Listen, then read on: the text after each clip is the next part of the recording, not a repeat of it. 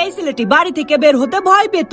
এজন্য একজন ডক্টর তার নার্সদেরকে নিয়ে ছেলেটিকে বাড়ি থেকে বের করার চেষ্টা করতে থাকে। তবে এই ছেলেটি ডাক্তারকে দেখে ভাবতে থাকে ডাক্তার হয়তো তাকে নরকে শাস্তি দেওয়ার জন্য তাকে বাড়ি থেকে বের করতে চাইছে।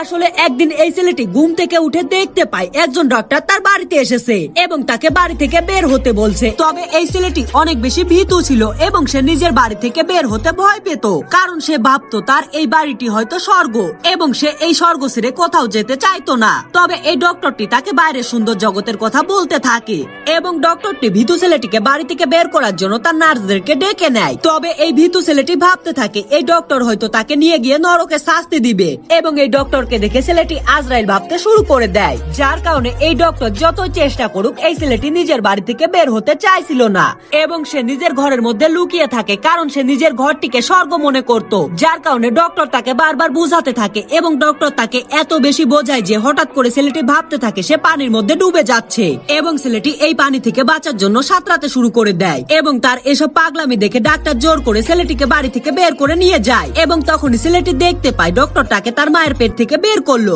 যে কিনা এতদিন তার মায়ের পেটের মধ্যে লুকিয়েছিল এবং সে তার মায়ের পেট থেকে এতদিন বের হতে ভয় পেত।